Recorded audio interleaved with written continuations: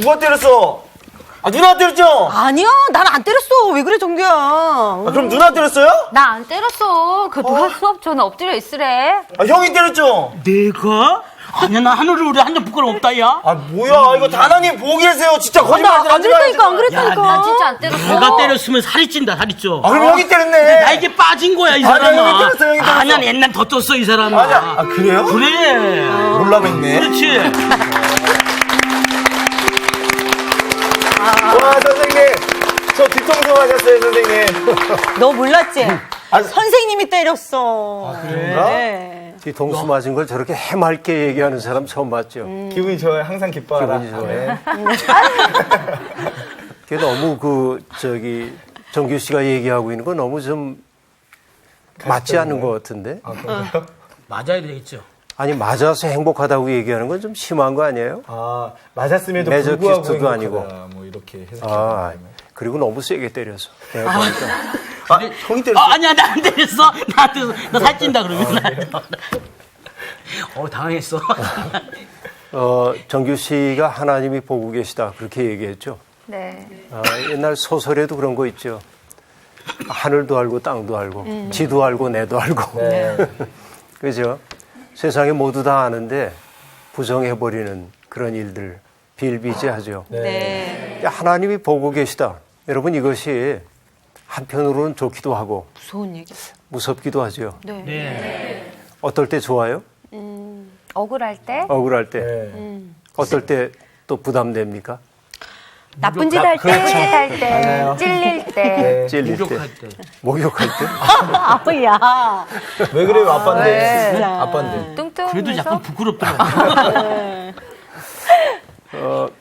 하나님이 위에서 우리를 보고 계시다. 이것이 이중적 의미를 갖습니다. 하나는 하나님이 우리를 지켜보시기 때문에 억울한 일을 해결해 주실 거라고 하는 믿음이 있기 때문에 든든하죠. 한편으로는. 근데 아까 얘기한 대로 하나님이 일일이 보고 계시다고 한다면 참 부담스럽죠. 그 눈을 의식하고 산다는 거. 네. 그런데 요즘 여러분이 한 그 꽁트를 보면서 생각나는 게 어느 학자가 우리 사회뿐만 아니라 신자유주의 경제질서 이후의 세계 상황을 투명사회라고 하는 말로 설명을 하는 걸 봤어요. 투명하다고 하는 건 여러분 좋은 거죠, 사실은. 네. 좀 투명해 있지, 사회가. 그런데 투명사회를 얘기한다는 것은 도덕적 기반이 무너지고 그리고 사람들이 서로를 신뢰할 수 없게 되었음을 뜻해요. 그러니까 또 솔직히 얘기해. 정직하게 얘기해. 어느 것도 믿을 수가 없기 때문에 사람들에게 투명할 것을 요구하고 있는데 네. 사람들은 신뢰를 얻기 위해서 자기를 자발적으로 드러내는 전략을 택했습니다. 네. SNS를 통해서 사람들은 날마다 자기 근황을 올립니다. 내가 뭘 먹는지, 네. 어디를 갔는지. 네. 그렇죠. 심지어는 내가 어디에 가 있는지가 모든 사람들이 다 알아. 맞아요. 내가 예를 들어서 뭐 목동에 와 있으면은 네. 내가 여기에서 전화를 한다든지 그러면은 혹은 SNS에 어떤 글을 쓰면 내가 목동에 있다는 사실을 모든 사람들이 다 알아요. 맞아요. 이거 좀 부담되죠? 부담돼요. 이런 사회. 부담됩니다. 그래서 저는 그러니까- 위치 설정을 꺼놔요. 그래요. 네. 이게 어떻게 보면 투명사회라고 하는 것은 만인이 만인을 감시하는 사회입니다. 맞아요. 그렇죠? 맞아요. 그러면 여러분, 누군가가 나를 보고 있어요. 그럴 때 우리가 어떤 깊은 사색이 가능할까요? 연기하게 되죠. 그렇죠. 누구의 눈길 앞에서 자꾸만 연기를 하게 되는 거죠. 의식하게. 이것이 이제 불행한 삶인데 오늘 우리의 문화가 깊이 가지 못하고 마치 연기하듯 피상적인 삶에 머물도록 만드는 거 네. 이게 참 고통스러운 일인 것 같아요. 네. 그런데 하나님이 우리를 지켜보신다고 하는 것은 그렇게 사람들이 우리를 투명하게 들여다보고 있다는 뜻이 아니고 하나님이 세상에 억울한 사람이 없는가 지켜보시면서 억울한 것을 바로잡기 위해 하나님이 우리를 보고 계시다라고 하는 것이지 네. 벌 주기 위해서 나온이가 무슨 잘못하나 하고 이렇게 뚫어져라 하고 바라보는 네. 하나님이 그런 존재는 아니다. 네. 네. 그런 얘기 이죠. 만약에 하나님이 그렇다고 한다면 부담스러워서 어떻게 살겠어요? 하나님 제발 우리 좀 내버려 두세요. 그쵸. 그렇게 말해야 하는지도 모릅니다. 그죠? 근데 하나님이 우리를 보신다. 이것이 힘이 되고 있는 사람들이 있습니다. 그것은 금방 얘기한 대로 세상에서 억울한 일을 많이 겪은 사람들이라고 볼 수 있겠죠. 오늘 우리가 함께 공부하려고 하는 시편 18편은 바로 하나님 앞에서 살아간 사람의 든든함을 보여주는 시입니다. 오늘 시를 낭독하면 좋겠지만 여러분 보시다시피 시편은 너무 길어요. 시편 18편이 50절까지 있죠. 네네.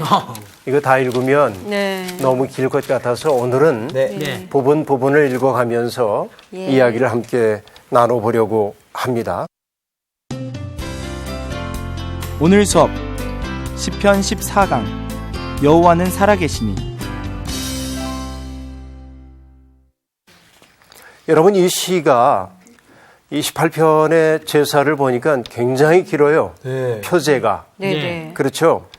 여호와의 종 다윗의 시 그래놓고 인도자를 따라 부르는 노래 네. 그리고는 여호와께서 다윗을 그 모든 원수들의 손에서와 사울의 손에서 건져주신 날에 다윗이 이 노래의 말로 여호와께 아뢰어 이르되 정말 길지요. 표제가. 그러니까 다윗과 관련되는구나 하는 것을 알 수 있는데요. 사실 시편 18편하고 거의 유사한 성경이 한 군데 있습니다. 그게 어디냐면 사무엘 하 22장입니다. 거기에 보면 다윗 임금이 사울한테 쫓기고. 세상을 떠나기 전에 자신의 삶을 쭉 돌아봐요. 그렇죠? 자기의 삶을 돌아보고 하나님께서 자기를 어떻게 지켜주시고 보호해 주셨는지 다윗의 승전가가 나옵니다. 사무엘 하 22장이 승전가거든요. 그 내용과 거의 유사합니다. 오늘 시편 18편은. 그러니까 다윗의 시라고 얘기하는 거 우리가 받아들일 수 있습니다. 그러나 여러 학자들은 이 시가 다윗의 시일 수도 있지만 다윗 이후에 나온 시일 수도 있다고 얘기합니다. 그럴 수도 있겠죠. 그런데 여러분 중요한 것은 뭐냐면 이 시의 전체적인 내용은 너무나 큰 어려움이 인생에서 자기를 괴롭혔어요. 그 괴로움 때문에 어려웠지만 하나님의 그 끊임없는 도우심을 통해서 어떻게 어려움을 극복할 수 있었는지 고백하고 있습니다. 자, 그러니까 어떤 얘기냐면 개인의 이야기예요. 그렇죠. 개인의 이야기입니다. 나의 이야기예요. 고통을 받았던 개인의 이야기인데 이것이 개인의 자서전적 이야기이기만 하다고 한다면 그것은 우리에게 큰 공감을 불러일으키지 못할지도 모르지만 이것이 뭐냐면은 고통이라고 하는 것은 여러분 인간 모두가 겪고 있는 보편적 경험이죠.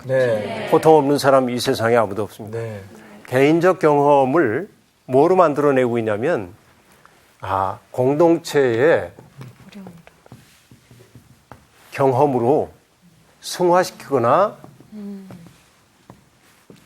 혹은 확장하는 거예요. 여러분 시에 대해서 얘기하자면 전에도 시에 대한 이야기를 했습니다만 어떤 사람이 어느 날 시적 감수성에 사로잡혀가지고 자기 마음을 시로 읊었어요. 그런데 시 못 쓰는 사람의 특징이 뭐라고 얘기했죠? 자기의 마음을 다 드러냅니다. 다 드러내요. 그래서 독자들로 하여금 어떤 느낌이 들도록 만드냐면 공감대가. 그래서 어쩌다고 넌 그렇게 느꼈어? 그러잖아요. 네네. 근데 좋은 시가 되기 위해서는 어떻게 해야 되냐면 그의 마음을 드러내면서 감춰야 합니다. 또 동시에 감추면서 드러낼 수 있어야 합니다. 어렵다. 그러니까 시적인 언어라고 하는 것이 함축적인 까닭이 거기에 있죠. 근데 남김없이 드러내지 말아야 하는 까닭이 뭐냐면 공감대를. 시의 독자들이 공감할 수 있는 여지를 주기 위해서 그럽니다. 네네네. 사람들이 시를 읽는 것은 그 사람의 감정이 어떤지를 알기 위해서가 아니에요. 그 시를 읽음으로 나를 이해하고 싶어서 시를 읽잖아요. 아니에요? 맞아요. 그렇죠. 시는 네. 시 별로 안 읽어본 것 같아요. 아니요. 예. 시 초등학교 때 참 많이 썼는데. 시편은 많이 읽었는데. 그러니까 지금 선생님 말씀하신 게 진짜 맞는 것 같아요. 제가 가끔씩 그죠? 학생들에게 쓰면 제 감정이 그대로 다 드러난 것 다 같아요. 드러나죠. 네. 그래서 시인이 안 되고 연기자가 아, 됐는데. 그랬나 봐요. 그렇죠. 그러니까 개인적인 감상 속에 머물러 있어서는 안 되고 네. 여러분 관심이 자기에게만 집중되는 것을 우린 감상주의라고 그래. 네. 감상주의. 감상주의에 빠져서 그렇게 얘기하는 거죠. 그렇죠? 그런데 여기에서는 이 경험을 공동체의 경험으로 만들었을 때는 이 경험이 확장돼서 그만의 이야기가 아니라 나의 이야기가 될 수 있어요. 자, 여러분, 이스라엘 사람들은 역사라고 하는 말을 사용하지 않았습니다. 그들이 주로 사용했던 말은 뭐냐면 기억하라 라는 말이에요. 기억하라. 역사죠. 출애굽을 기억하라고 얘기하기도 하고요. 너희는 무엇을 기억해라 하는 말이 많이 나옵니다. 기념해라. 그래서 기념하라, 기억하라 그렇게 말하죠. 그러면 여러분 성서는 우리에게 이야기를 통해 진실을 들려주거든요. 출애굽 이야기, 유월절 이야기 이런 것들이 이야기잖아요. 이야기. 그런데 이 이야기는 내가 아버지예요. 그래서 여러분이 만약에 내 자녀라고 한다면 6월절 날 이렇게 얘기하는 겁니다. 정규 씨가 막내니까 막내가 나한테 묻는 거예요. 아버지, 오늘 이 밤이 다른 밤과 다른 까닭은 무엇입니까? 그렇게 물어요. 그러면 아버지가 얘기합니다. 오늘이 6월절인데 6월절이란 그러면서 여러분 6월절이 어떻게 만들어졌는지에 대한 이야기를 다 들려줍니다. 네. 이야기죠, 이야기. 근데 그 이야기를 들려줌으로 여기에 있는 자녀들은 그 이야기의 한 부분이 되는 거예요. 그렇죠. 그렇죠. 네. 그러니까 그 이야기의 한 부분이 된다고 하는 것은 뭐죠? 이야기는 정체성과 관련이 되는구나. 이렇게. 이야기는 우리에게 내가 누구인지에 대한 정체성을 만들어내는 거예요. 그렇죠? 바로 그래서 기억하라라고 얘기하는 것은 정체성 만들어낸다고 얘기를 했는데 그 이야기의 한 부분이 된다고 하는 것은 저 출애굽의 이야기가 나와 무관한 이야기가 아니고 바로 지금 나의 이야기인 것을 알게 되는 거예요. 그래서 이스라엘 사람들은 그런 이야기를 통해서 성서의 한 부분으로 자기가 속해 있음을 알게 되는 거예요.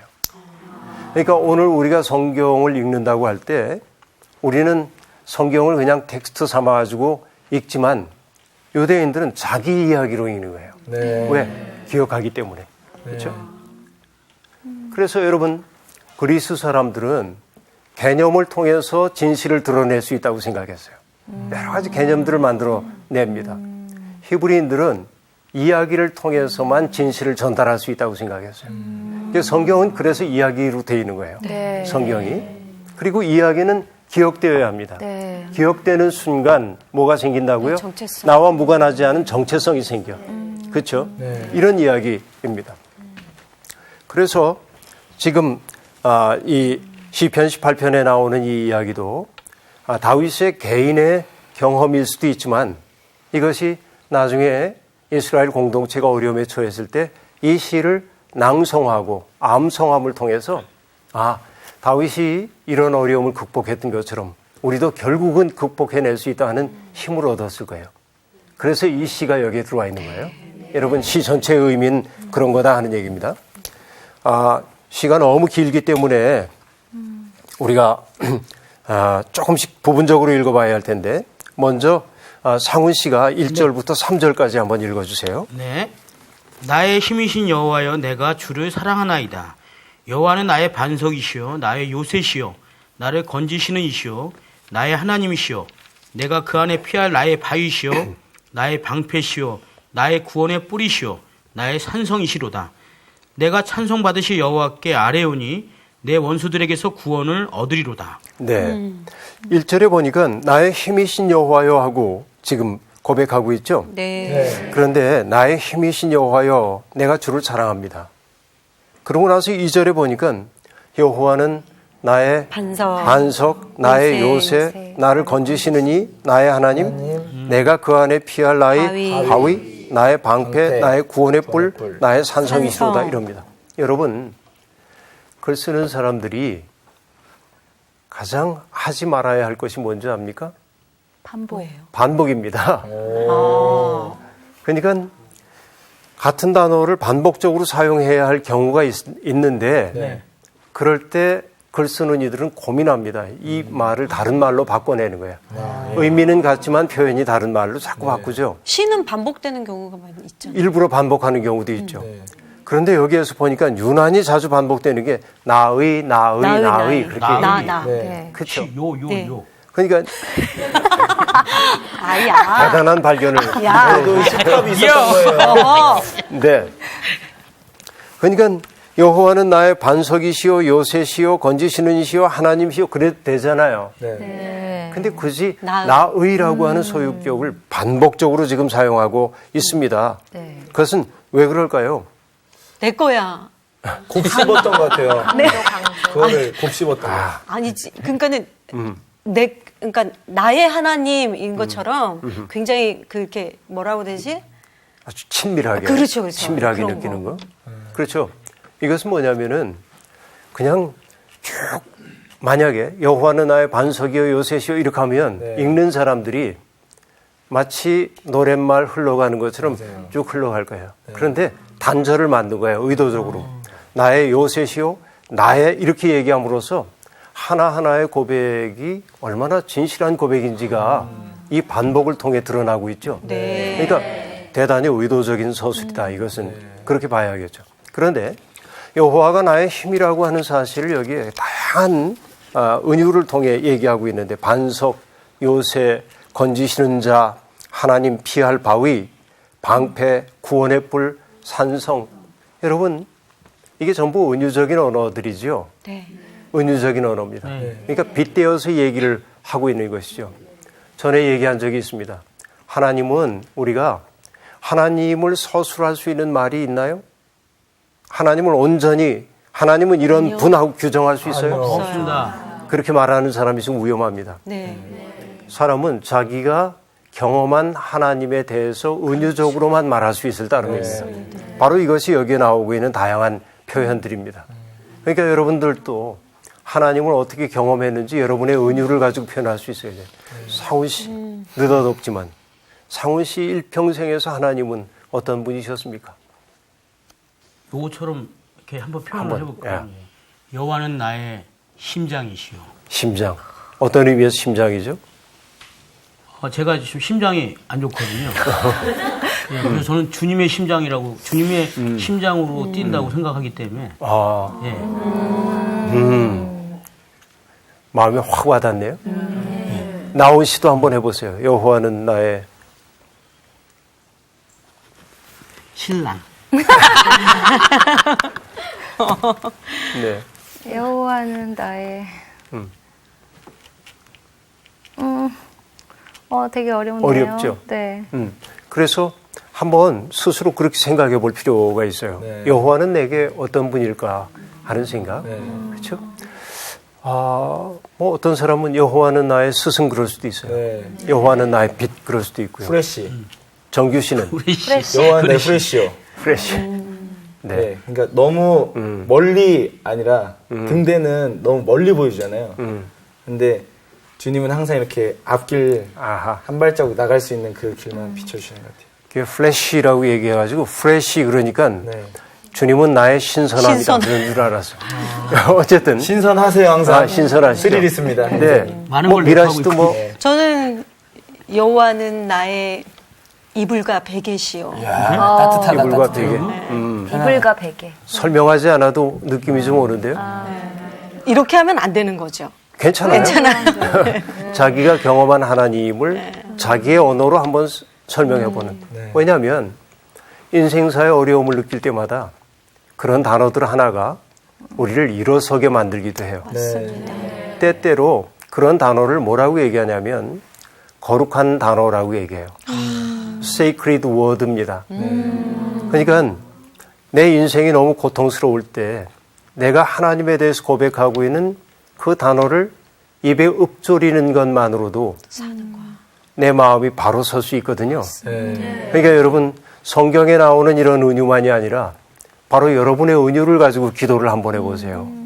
상우 씨 같은 경우 여호와는 나의 심장. 정말로 그렇게 얘기했을 때 그 마음이 뜨거워질 것 같아. 언제나. 그렇잖아요. 여호와는 나의 이불. 그러면 미란 씨가 인생에서 시린 나날을 보내고 있을 때 나를 덮어주시는 그 하나님의 온기를 느끼는 순간 어려움으로부터 벗어날 수 있잖아요. 플래시도 마찬가지. 예, 나온 씨도 뭔가 있을 거예요, 아마. 예, 한번 생각을 깊이 한번 해보시고 그렇게 해서 성경에 나오는 단어 가지고 해도 되고 아니면은 자기 나름대로의 은유를 가지고 내 삶이 너무 가리산지리산 정신이 없고 중심이 안 잡히고 그렇죠. 내 마음 속에서 그 마음이 막 흩어져 있을 때 그 단어 하나를 하는 거지. 나의 심장, 나의 이불. 그럴 때 내 마음이 다시 본래의 자리로 돌아오도록 만들어주죠. 이 시인은 지금 여호와는 나의 힘이시오라고 얘기한 다음에 그 힘에 대한 다양한 변주로 다양한 표현들을 만들어내고 있는데 하나님에 대한 표현이 다양하다고 하는 사실은 뭘 의미하냐면 그의 삶이 그만큼 곤고했음을 보여줘요. 정말 많은 어려움들이 있었기 때문에 그는 그 어려움으로부터 벗어나도록 해준 하나님에 대한 감사의 마음이 이런 표현들을 만들어내고 있죠. 그래요. 그러면 이 시인이 겪은 고통이 얼마나 큰지에 대해서 한번 봐야 할 텐데요. 4절부터 6절까지를 나온 씨가 한번 읽어주세요. 네. 사망의 줄이 나를 얽고 불의의 창수가 나를 두렵게 하였으며 수월의 줄이 나를 두르고 사망의 올무가 내게 이르렀도다. 내가 환난 중에서 여호와께 아뢰며 나의 하나님께 부르짖었더니 그가 그의 성전에서 내 소리를 들으시며 그의 앞에서 나의 부르짖음이 그의 귀에 들렸도다. 네, 여기 보니까요. 굉장히 많은 어려움들을 겪는데 사망의 줄, 불의의 창수. 창수가 뭐예요? 이런 거 아닌가? 창 창? 아닌가? 그런 게 아닌가 여기 봐요. 밑에는 비루한 창일이 뭐 이렇게 써요. 예. 여기 비루한 창일이 그렇게 얘기하죠? 창수라고 하는 게 홍수물 같은 거 생각해 보면 너무나 많은 물, 넘치는 물. 그렇게 이제 보면 되겠습니다. 근데 보니까 사망의 줄, 그렇죠? 그 다음에 불의의 창수, 그렇게 말하는데 또 수월의 줄, 사망의 올무, 4절과 5절 사이에 이 시인을 괴롭혔던 것들이 은유적으로 4가지로 나오고 있는데 사망의 줄, 불의의 창수, 수월의 줄, 사망의 올무 이렇게 이제 얘기를 하고 있습니다. 여러분 창수라고 하는 것은요 하나님의 질서를 거스리는 혼돈의 물이라고 생각하면 되겠어요. 여러분 아시죠? 창조 이야기에서 세상이 혼돈에 차 있었는데 하나님이 어떻게 하셨죠? 이 혼돈의 물을 속에 궁창을 집어넣으셨어요. 그렇게 해서 들어올립니다, 이거를. 이렇게 해서 이렇게 됐지. 궁창으로 나뉘었죠. 공간이 생겼어요. 그래서 이건 땅 아래에 있는 물이고 여기는 땅 위에 있는 물이었어요. 이게 하늘 위에 있는 물이죠. 혼돈이 이렇게 나뉘어져 있어요.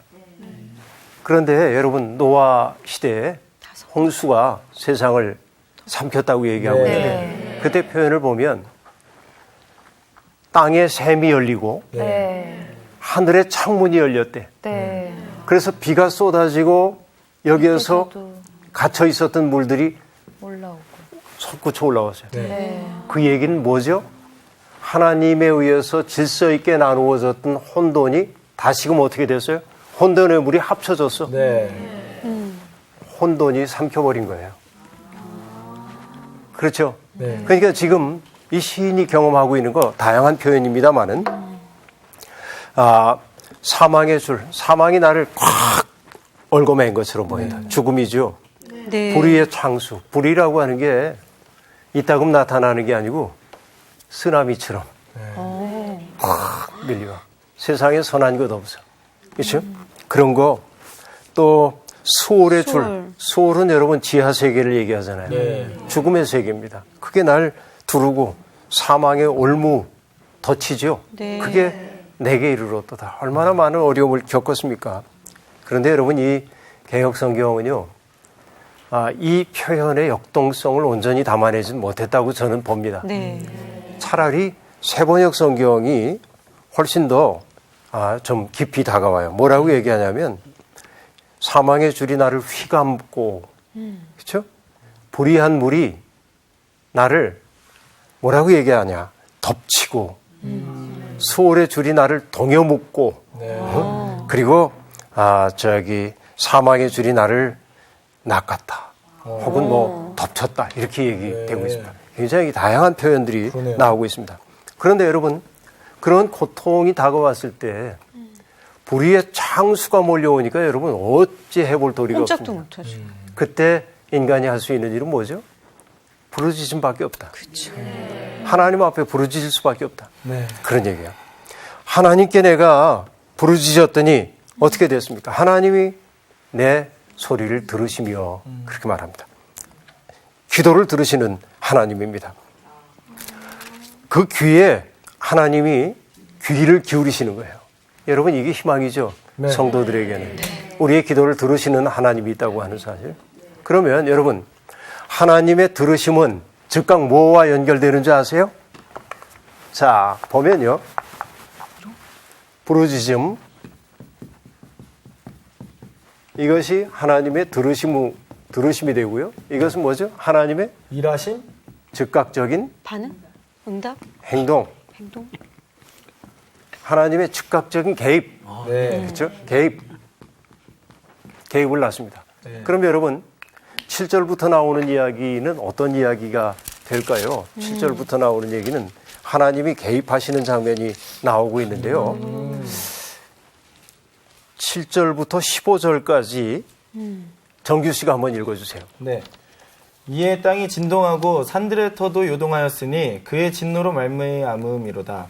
그의 코에서 연기가 오르고 입에서 불이 나와 사름이여 그 불에 숯이 피었도다. 그가 또 하늘을 들이우시고 강림하시니 그의 발 아래는 어두캄캄하도다. 그룹을 타고 다니시며 바람 날개를 타고 높이 솟아오르셨도다. 그가 흑암을 그의 숨는 곳으로 삼으사 장막같이 자기를 두르게 하시며 곧 물의 흑암과 공중의 빽빽한 구름으로 그리하시도다. 그 앞에 광채로 말미암아 빽빽한 구름이 지나며 우박과 숯불이 내리도다. 여호와께서 하늘에서 우레소리를 내시고 지존하신 이가 음성을 내시며 우박과 숯불을 내리시도다. 그의 화살을 날려 그들을 흩으시며 많은 번개로 그들을 깨뜨리셨도다. 이럴 때에 여호와의 꾸지람과 콧김으로 말미암아 물밑이 드러나고 세상의 터가 나타났도다. 네.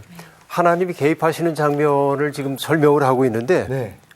굉장하죠? 네. 우주적 사건들이 막 벌어지는 것 같습니다. 여기에 그 등장하고 있는 이미지를 보면 땅의 진동, 코에서 나오는 연기, 입의 불, 그룹과 바람 날개, 물의 흑암, 공중의 빽빽한 구름, 우레소리, 우박, 숯불, 화살, 번개, 물밑이 드러남 이런 것들이 나타납니다. 천재지변. 천재지변 같은 거. 그러니까 정신이 하나도 없는데요. 정신이 하나도 없죠. 자, 바로 그 얘기인데 하나님이 지금 개입하시는 모습을 마치 뭐와 같으냐면 난 이것을 폭포가 떨어지는 것 같은 문장 속에 표현하고 있어요. 폭포가 떨어질 때 어떻습니까? 거침없이 툭툭툭 떨어지죠. 하나님이 고난당하고 있는 사람들을 돕기 위해서 하나님의 뜻대로 사는 고난당하는 사람들을 돕기 위해 개입하실 때의 모습이 폭포가 떨어지듯 거침없음을 여기에 다양한 표현을 통해서 지금 표현되고 있어요. 진짜 힘이 되는 그런 말씀. 강력한 힘이 지금 등장하고 있죠. 이렇게 이거 우리가 하나하나 다 얘기할 수가 없습니다. 하나님의 기름 부음 받은 자에 대한 공격을 하나님은 하나님의 주권에 대한 침해로 여기시기 때문에 온 우주가 지금 흔들리면서 거기에 개입하신다. 여러분 압도적인 이미지가 여기에 주어지고 있죠. 아주 강력합니다. 사실 시간이 많으면 하나하나 체크해봐도 재미있는데 다 할 수가 없으니까 거의 그만 넘어가고요. 하나님이 그렇게 개입을 하시게 되자 여러분 결국 어떻게 되냐면 16절부터 19절까지 미라 씨가 한번 읽어주세요. 네. 그가 높은 손에서 손을 펴사 나를 붙잡아 주시며 많은 물에서 나를 건져내셨도다. 나를 강한 원수와 미워하는 자에게서 건지셨으며 그들은 나보다 힘이 세기 때문이로다. 그들이 나의 재앙의 날에 내게 이르렀으나 여호와께서 나의 의지가 되셨도다. 예. 나를 넓은 곳으로 인도하시고 나를 기뻐하심으로 나를 구원하셨도다. 아우, 힘이 나요. 여러분 16절부터 보니까 네. 그 압도적으로 네. 지금 세상에 개입하시는 하나님이 이제 그의 종을 구원하시는 얘기가 나오고 그것을 1인칭으로 고백하고 있습니다. 내가 어떻게 건짐을 받았는지 얘기하고 있어요. 거대한 물살이 덮쳐오듯이 마치 쏟아지는 폭풍과 같은 그 언어들이 결국 지향하는 것이 뭔가 했더니 기름 부음 받은 자를 구원하시기 위한 하나님의 사랑에서 유래되었음을 알 수 있죠. 네. 그렇죠? 재앙의 날에 하나님이 의지가 되신다. 재앙의 날에 그를 넓은 곳으로 인도하신다. 그 하나님에 대한 고백이 아름답게 여기에 등장하고 있음을 알 수 있습니다. 네. 그러고 나서 이제 이 시인은 뭐라고 고백을 하는 거 아니? 나는 이제 그런 주님의 구원을 경험했기 때문에 이제 20절부터 나오는 얘기는 하나님이 내게 어떤 상을 주실 것인지에 대한 얘기를 하고 있는데 읽지는 않겠습니다. 여호와의 도를 내가 지켰다. 하나님을 내가 떠나지 않았다. 율법과 규례와 율례를 버리지 않았다. 죄악에서 스스로를 지켰다. 하나님과의 언약에 내가 충실하게 되었더니 하나님이 어떻게 하셨어요? 하나님이 그 언약대로 자비로운 사람에게 자비로움을 보여주시고 그렇죠? 완전한 자에게 완전함을 나타내시고 깨끗한 자에게 깨끗함을 보이시고 그렇죠? 사악한 자에게 주의 거스르심을 보이신다 하는 얘기죠. 네. 여러분 하나님의 심판이 얼마나 엄중한지에 대한 이야기를 들려주고 있습니다. 결국은 뭐냐면 종말론적인 상황인데 하나님이 우리의 삶 속에 개입하셔서 무너졌던 질서를 바로잡아 주실 것이다. 이것이 이 시인의 이야기입니다. 네. 세상은 질서를 흔들어 놓는 세상입니다. 하나님이 만드신 세상. 그래서 이 질서가 뒤죽박죽이 되어버리고 말아. 그러나 하나님은 결국 개입하셔서 세상의 질서를 바로잡아 놓으신다. 이것이 이 시인의 확신임을 알 수 있습니다. 27절을 보면요. 주께서 권고한 백성은 구원하시고 교만한 눈은 낮추시리이다. 이렇게 말하는데 여기 히브리어로 보면 어떤 말이 생략되어 있냐면 왜냐하면 당신은 그런 말이 생략되어 있어요. 왜냐하면 당신은 권고한 백성은 구원하신 분이십니다. 28절에도 보면 왜냐하면 당신은 등불을 켜주시는 하나님이십니다. 그렇게 되어 있습니다. 왜냐하면 그렇게 이제 얘기가 나오고 있는데 이게 생략되고 있을 뿐입니다. 근데 이것은 강력합니다. 왜냐하면 당신은 하나님의 본질로부터 나오는 거예요. 세상에 불의가 만들어 놓은 세상의 뒤죽박죽의 질서를 바로잡는 것이 하나님의 하나님됨이기 때문에 반드시 그리 된다. 여러분 이런 확신이 있으면요. 흔들리지 않아요. 우리가 흔들리지 않을 수 있겠죠. 이 시인이 보여주고 있는 것은 바로 그러한 든든함이라고 볼 수 있습니다. 그래서 시인의 고백, 아름다운 고백 30절입니다. 하나님의 도는 완전하고 여호와의 말씀은 순수하니 그는 자기에게 피하는 모든 자의 방패시로다. 이렇게 말하고 있습니다. 그런데 여러분 정말 하나님이 하시는 일 고마운 것은 뭐냐면 하나님이 우리의 방패되어 주시고 하나님이 우리의 삶 속에 개입하시기 위해서 온 우주와 함께 폭포가 쏟아지듯 우리의 삶 속에 개입하셔서 우리를 구원해 내시는데 그 다음에 하나님이 하시는 일은 뭐냐면 아이고 내 새끼 얼마나 고생해서 이러지 않아요. 어떻게 하느냐? 다시 그를 무장시켜 주셔서 그로 하여금 하나님의 선한 싸움을 싸울 수 있는 힘을 북돋워 주신다 하는 얘기입니다. 그렇죠. 이것이 어디에 나오냐면은 여러분 이제 31절부터 나오는 얘기인데요. 조금만 볼게요. 32절을 보면 이렇게 나옵니다.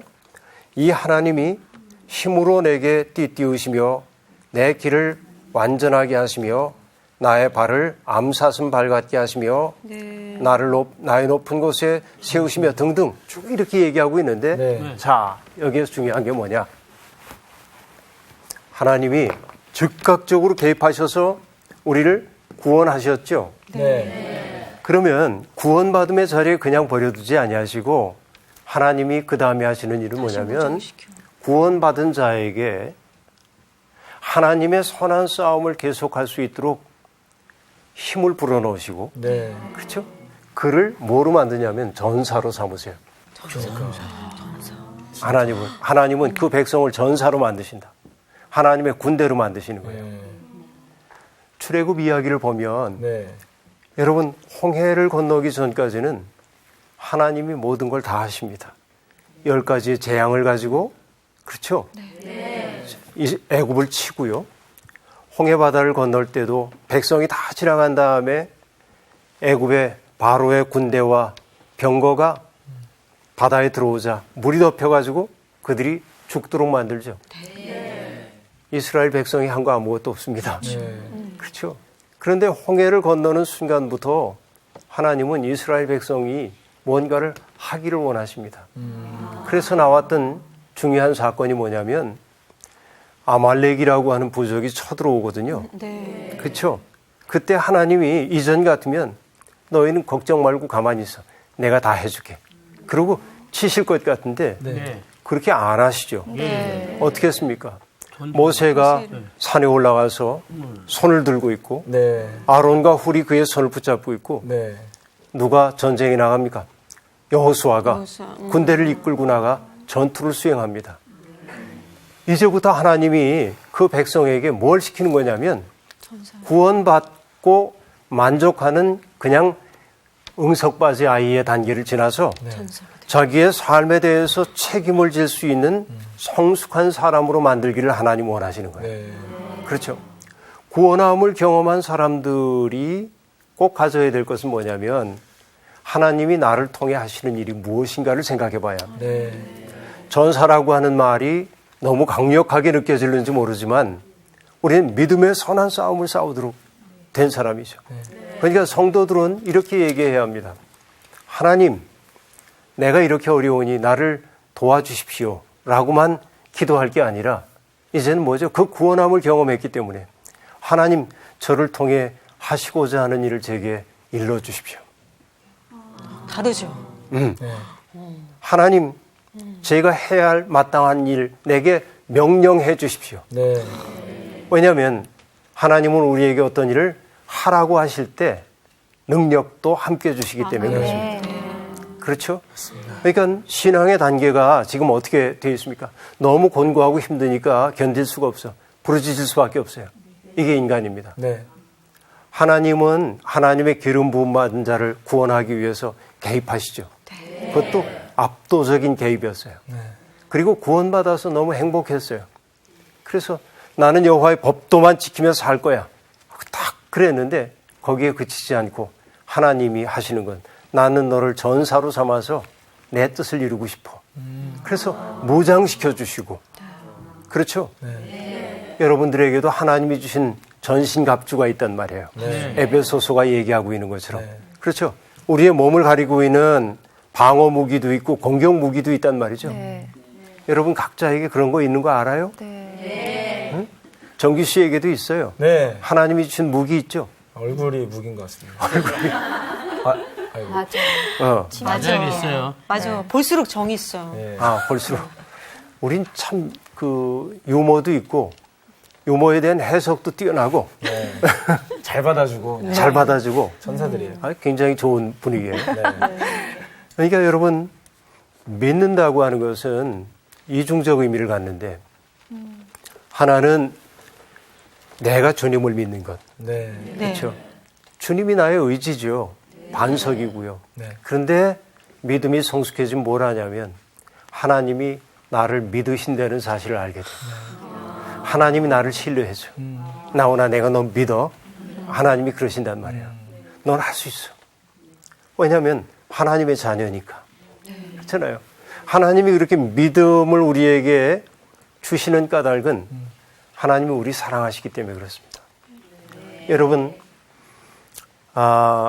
그 요즘 응석바지 어른들이 많은데요. 누군가가 다 자기 일 해줘야 하는. 그렇죠. 좋은 어머니는 어떻습니까? 아이들 교육시킬 때 안타깝다고 해가지고 아이들이 해야 할 모든 일을 다 대신해 주지 않습니다. 그 아이가 어려움을 겪더라도 자기 일을 해결해 가도록 버려두지요. 그렇죠. 다만 부모님이 하는 건 뭐죠? 안타까워하며 바라보는 거예요. 지켜보고. 지치지 않도록 어떤 땐 과일도 깎아다 주기도 하고, 아우 정말 애쓴다 쓰다듬어 주기도 하고. 하나님의 사랑은 그렇게 우리에게 주어지거든요. 그렇죠? 그러니까 여러분, 이 시편 18편은 바로 이렇게 성장해 가고 있는 신앙의 모습을 보여주고 있습니다. 야훼 하나님이 완전히 승리를 거두실 것임을 그는 알고 있어요. 그래서 여러분 46절에 보면 이런 말이 나오죠.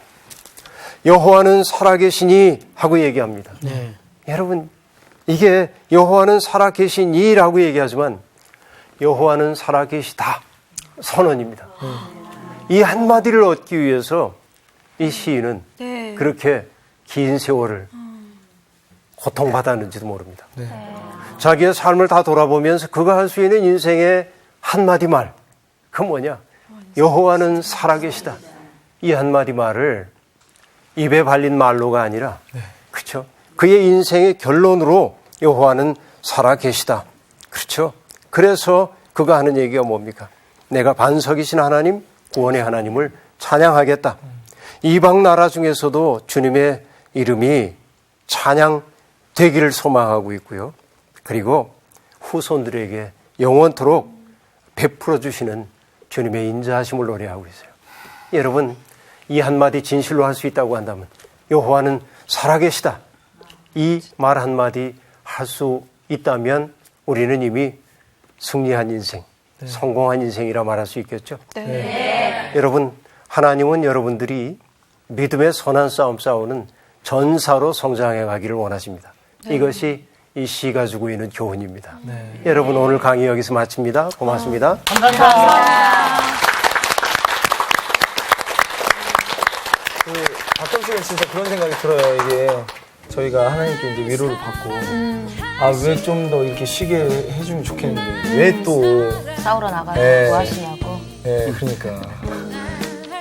난 하나님이 우리를 믿는다고 그랬잖아요. 난 그 말이 우리가 하나님을 믿는 거는 정말 당연한데 하나님이 우리를 믿으신다고 하는데. 이번 주 퀴즈입니다. 바울은 고린도 교회가 세상 사건이 있을 때 어떤 자들을 세웠음을 꾸짖었습니까? 1번 법관, 2번 재판관, 3번 불의한 자. 정답을 아시는 분은 CBS 성서학당 홈페이지에 정답을 올려주시거나 우편으로 보내주시면 됩니다. 보내실 곳은 서울특별시 양천구 목동 서로 159의 1번지 CBS 성서학당 담당자 앞입니다. 연락처를 꼭 남겨주세요.